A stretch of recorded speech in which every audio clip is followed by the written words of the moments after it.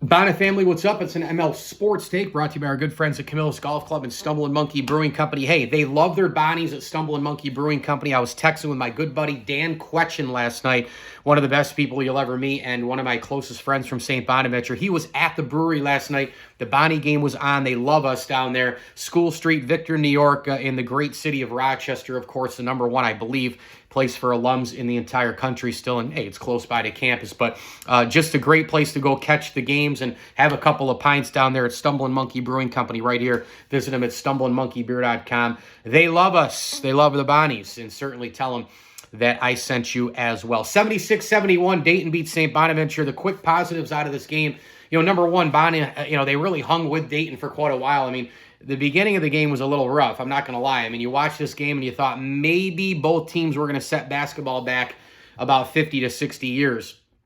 If you look at, 10 minutes to go in the game, it was 15-7 in this game. You said, oh, baby. But then, pace of play kind of picked up. And, Deron Holmes is a handful, and I'll get to him in a second. But, the defenses started to really, I think, lock down a little bit more, create some points for the offenses. Shows you the sign of a couple of really good coaches in this case. Adams Woods was with a huge three-pointer with 1:58 to go, and then another three-pointer late in the game as well. Actually it was a two-pointer, I should say, right at the buzzer, which basically gave Bonaventure a 2-point lead at the half. And you thought to yourself, how do they have the lead? But I really thought that, honestly, when it was around 17-11 kind of thing, right, Bonaventure's defense just locked right down the Evanses and others, locking right down on Dayton. It caused some unbelievable opportunities for Bonaventure to get back in this game. Barry Evans coming in, that big layup, and then Adams Woods and sort of,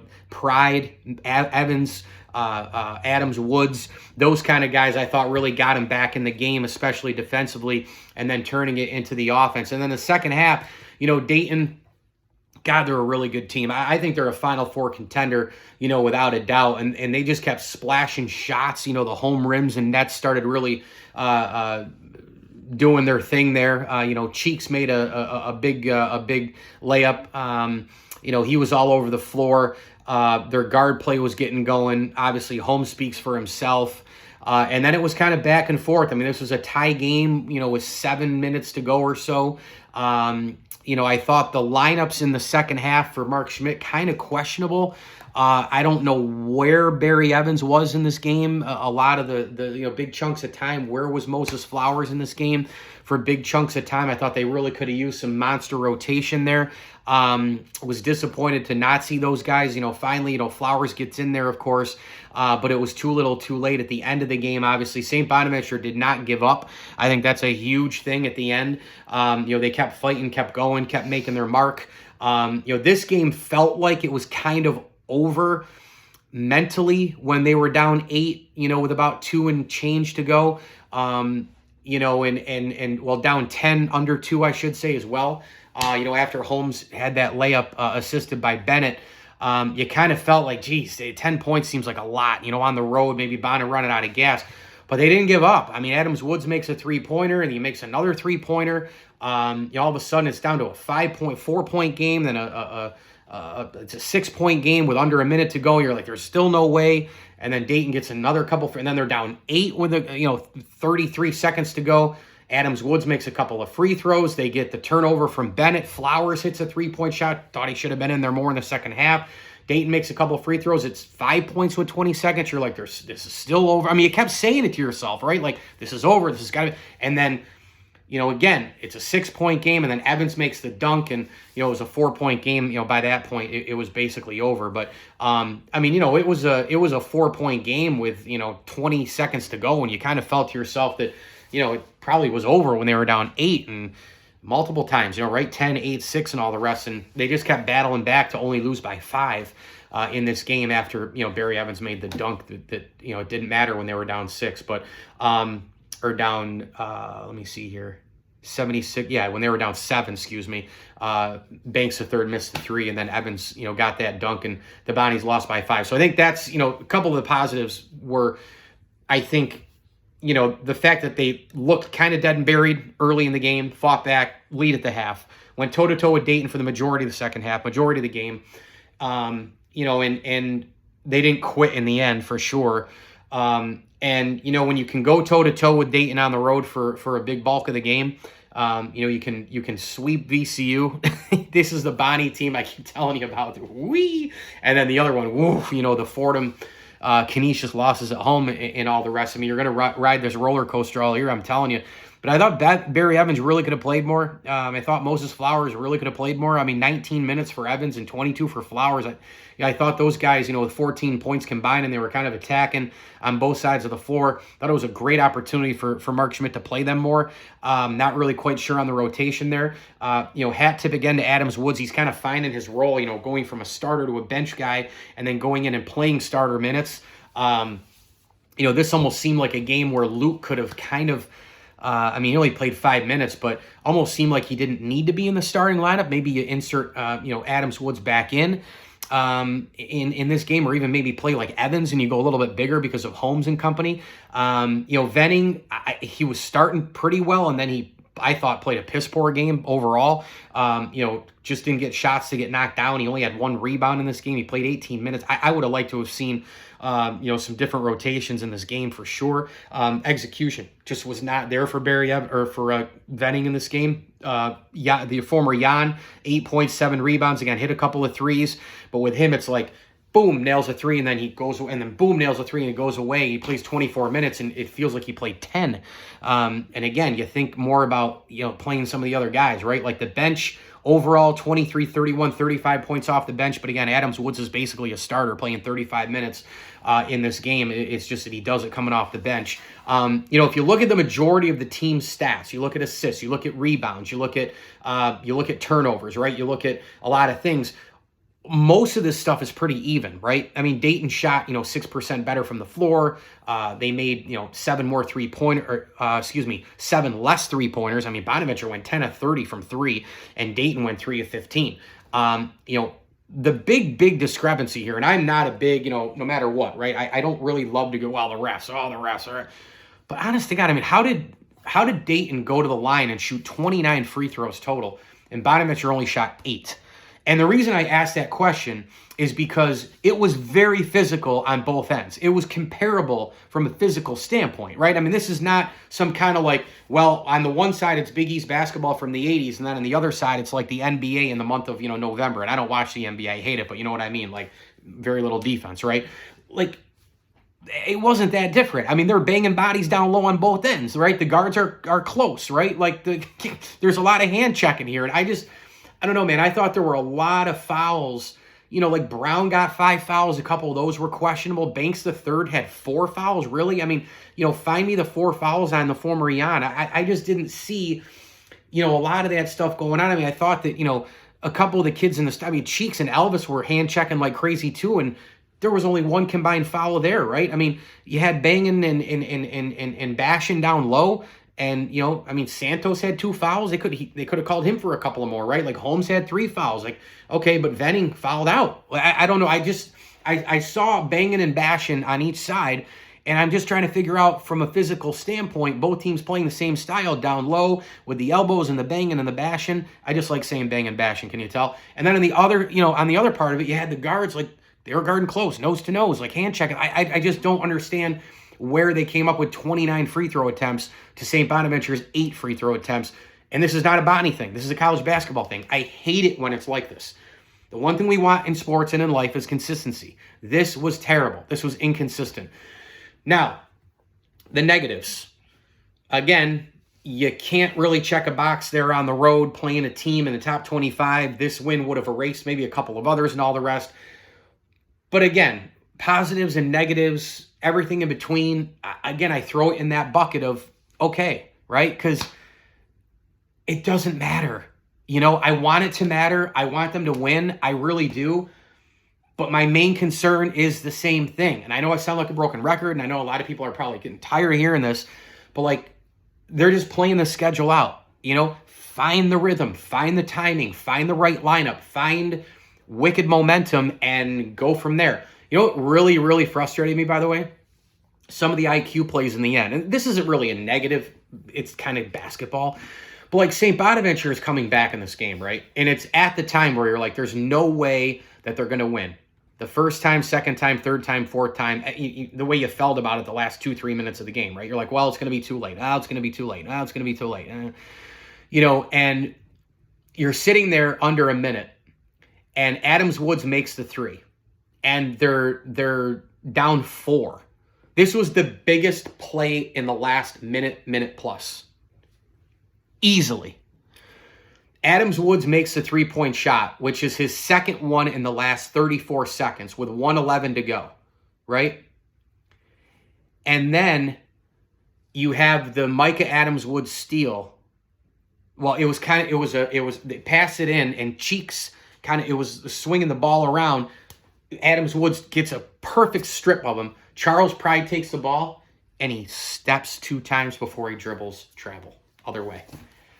That was the first real moment that I got emotionally invested in the game. Because I told you, I'm not getting emotionally invested anymore. I watch him. I want him to win. That game was really exciting. Had a lot of fun watching it. I have a ton of respect for Dayton. I'm going to get to Holmes here in a second and then close up. Dayton's always good. I've always loved their mascot. I love that pilot dude with the big glasses. I've always liked him. The uniforms are, I know it's a big part of the tradition, Dan Davidson. Don't hurt me here. But they wore on me a little bit during the game. I understand the tradition and the whole thing. I know a lot of people love them. Dan loves them, and he's got a lot of Dayton ties. But, I like their white, their home white, with the red and all that. But I've always had a lot of respect for Dayton. They're a team in the A-10 I actually don't hate.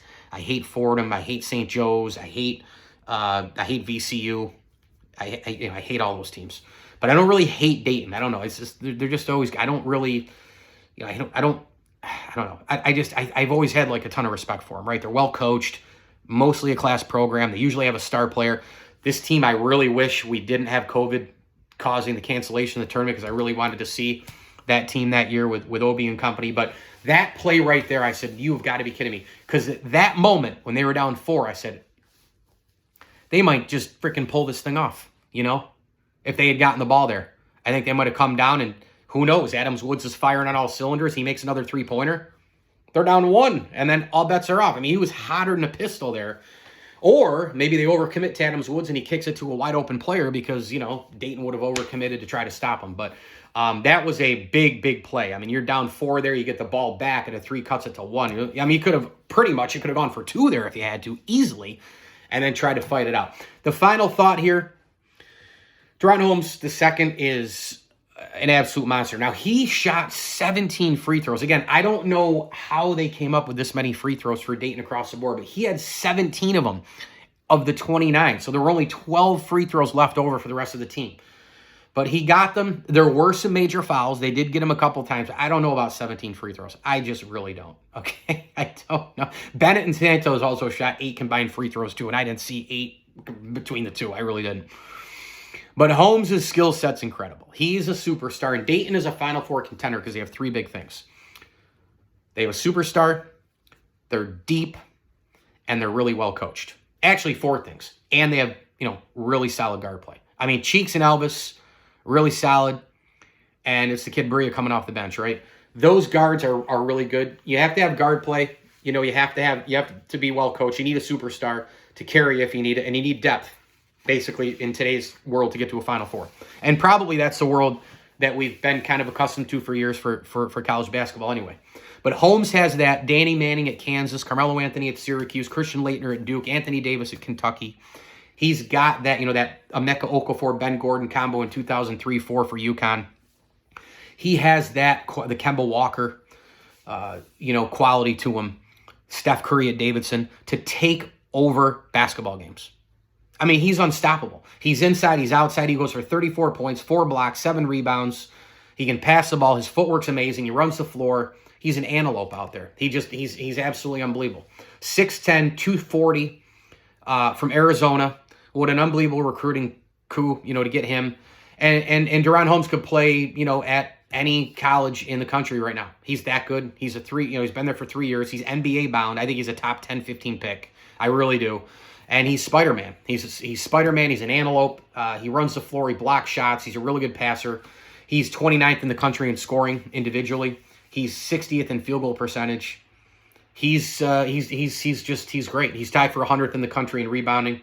Here's the thing. You get Dayton playing like a North Carolina. You get Dayton playing, a Miami, somebody like that, right? Big. You get him playing a Purdue. You can put this guy on the floor and you can match him. You could match him with Edey because even though he is about 6 inches shorter, the length, the height, the athleticism, he can still go up and match him. He can come over and do weak side defense. He can go guard people on the outside. He's quick enough to take threes defensively. He's quick enough to quickly guard a 2 and then go back and guard a 4. He can shoot threes. He can stretch you. He can go up against Bacon underneath if he has to. So he's really, really good. And they have guard play, as I mentioned. They're well coached and they're deep. Dayton's Final Four good. And I'm telling you right now, they're going to be a tournament team. They're probably going to be around a 4 for a seed, maybe even higher if they keep winning. But they're the team to beat, clear cut in the A10. We knew that going in. Nothing has changed. And when the tournament starts, I'm going to root for them. I really am, because they're an A10 team. They're good for the league. They're good for college basketball. And they're actually really fun to watch. So that game was fun to watch. I do like the Friday night standalone games. There's not a lot going on in sports. You can kind of focus really in on it and go from there. And now we've got a slew of games today. I mean, I'm watching UConn St. John's, Houston, Wake Forest play tonight. We got North Carolina, Duke.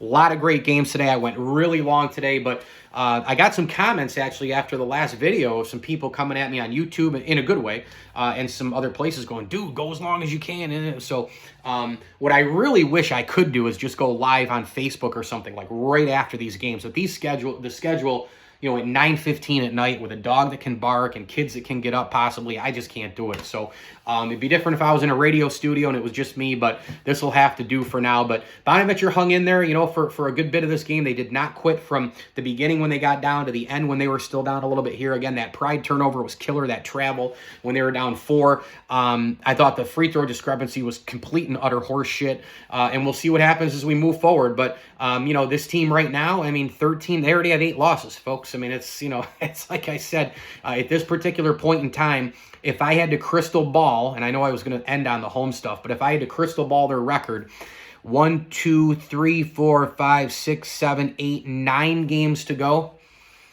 You got a bunch of road. You got 1, 2, 3, 4, 5 home games left and 4 road games. I don't think they're going to go any better than 2-2 on the road. And, can you win? Can you sweep that home slate? I don't know. I'm going to go 2-2 on the road, and I'm going to go 4-1 at home. So that's 6-3 in the final 9. That's 19-11. I'd love for him to get 20 wins. They still could get 20 because of the A10 tournament. But if they don't win the A10 tournament, which I don't expect them to, but you never know. They get hot. I've talked about it. You get that rhythm timing, the right rotation. Maybe you can get hot. Maybe you can go win it. I'll tell you this much.